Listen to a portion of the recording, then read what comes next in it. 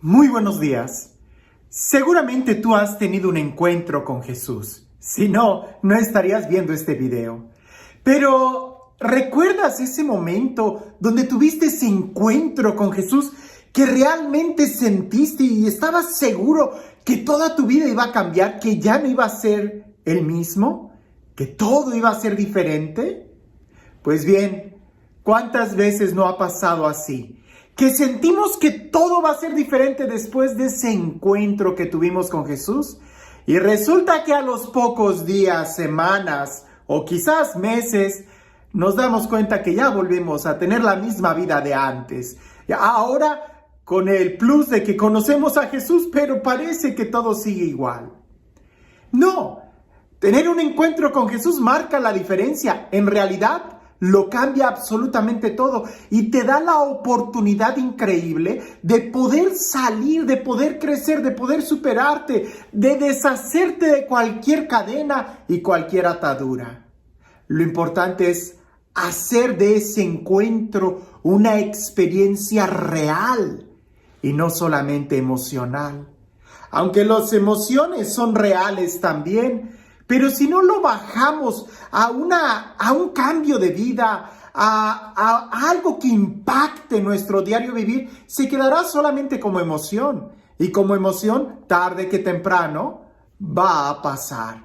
Y entonces, si no construiste algo, si no echaste raíces en ese tiempo de gracia, de visitación, de emoción, pues cuando esta pase, pues sencillamente quedarás exactamente igual que antes.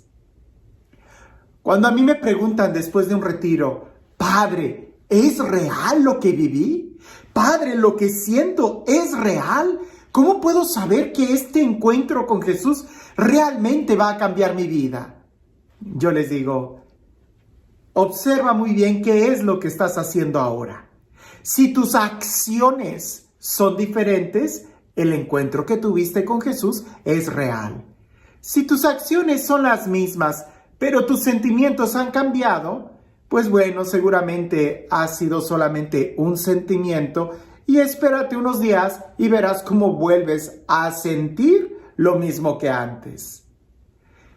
Y uso el Evangelio del día de hoy para explicar y graficar muy bien esta etapa espiritual y en qué consiste realmente un cambio. Cuando una sanación que Jesús nos da es real, ¿qué es lo que sucede o qué tendríamos que hacer nosotros? Escucha lo que dice el Evangelio. Presta atención a los detalles, porque ahí, en los detalles, es donde nosotros podemos aplicarlos a nuestra vida el día de hoy. Dice así. En aquel tiempo, Jesús salió de la sinagoga y entró en la casa de Simón. La suegra de Simón estaba con fiebre muy alta y le pidieron a Jesús que hiciera algo por ella. Jesús, de pie junto a ella, mandó con energía a la fiebre y la fiebre desapareció. Ella se levantó enseguida y se puso a servirles. Al meterse el sol, todos los que tenían enfermos se los llevaron a Jesús y él, imponiendo las manos sobre cada uno, los fue curando de sus enfermedades. De muchos de ellos salían también demonios que gritaban, «Tú eres el Hijo de Dios». Pero él les ordenaba enérgicamente que se callaran, porque sabían que él era el Mesías. Al día siguiente se fue a un lugar solitario y la gente lo andaba buscando. Cuando lo encontraron, quisieron retenerlo para que no se alejara de ellos, pero él les dijo, también tengo que anunciarles el reino de Dios a las otras ciudades, pues para eso he sido enviado, y se fue a predicar a las sinagogas de Judea. Muchos detalles en este texto. Primero, nos habla muy claramente de que Jesús sale de predicar de la sinagoga. Podemos pensar que esto es continuación inmediata del texto cuando Jesús predica en la sinagoga, que expulsa algún demonio o que haya algún encuentro, pero sale de la sinagoga. como cuando nosotros salimos de misa y nos vamos a comer a la casa de la suegra, a la casa de la abuela, a la casa de los papás. Bueno, ellos van a la casa de Simón Pedro, donde su suegra, la suegra de Simón, está con fiebre. Y le piden que la sane. No voy a repetir otra vez el texto. Lo interesante es que Jesús se acerca, manda la fiebre, así como cuando Jesús se acercó a nosotros y pronunció su palabra con fuerza, con energía. Y en ese momento la fiebre que teníamos, el dolor que teníamos, la angustia que teníamos, el pecado que teníamos, la carga de conciencia, el odio, el rencor, el egoísmo, la apatía, la tristeza, la amargura, todo eso sale de nosotros. Puede ser algo muy sensible como la fiebre, puede ser una emoción. Puede ser algo que lo sentimos la fuerza de la palabra de Jesús cuando Él llega a nosotros. Lo sentimos, la fiebre desaparece. Pero, ¿qué es lo que haces enseguida? Si te vas a seguir quedando en la cama, no dudes que la fiebre vaya a regresar. Si vas a seguir atado a los vicios, no dudes que las cadenas vayan a regresar. Si no eres capaz de cambiar, de perdonar, de reconocer tu error, no dudes que el odio, que el rencor vaya a regresar a ti. La suegra lo que hizo fue, se levantó. Y eso habla de una conversión, levantarse, dejar la caída, dejar la situación de pecado, dejar esa situación apática, de tristeza, de estancamiento. Hay que levantarnos.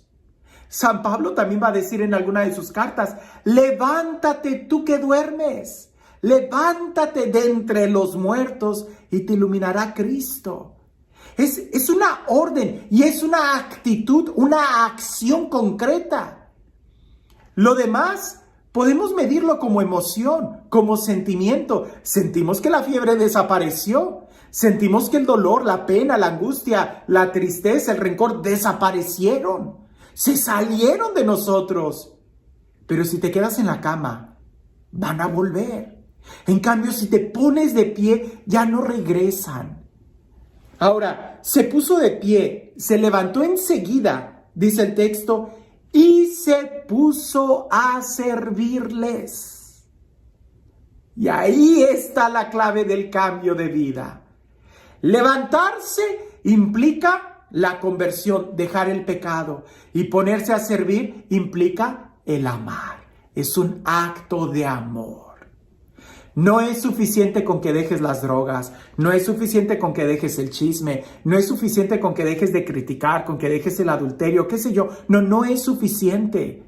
Lo que sigue es ponerte a servir al Señor, amar, ¿verdad? Hacer una acción de servicio, de compromiso. Y ahí es donde se sella que sí hay un cambio de vida, que sí hay una conversión, que no fue solamente la emoción de que la fiebre desapareció. Al rato regresa, pero ¿cómo te va a encontrar cuando regrese? En el servicio del Señor, en el camino del Señor, entonces ya no te va a volver a dar. Ahora, esto es interesante, que le trajeron muchos enfermos y Jesús fue muy personal con cada uno de ellos, así como lo fue contigo y conmigo. Ahora, al día siguiente, cuando Jesús se retira, la gente trata de retener a Jesús. Eso no se puede. A Jesús no lo retienes, lo tienes que seguir. Porque Jesús es alguien que va de pueblo a pueblo. Jesús es un peregrino. Jesús es el que nos dice a nosotros, sígueme. No trates de retener a Jesús porque eso significa perderlo. Y a veces muchas veces esa es la actitud que tenemos después de tener un encuentro con Jesús, que queremos retenerlo en nuestro corazón y al hacerlo terminamos perdiéndolo.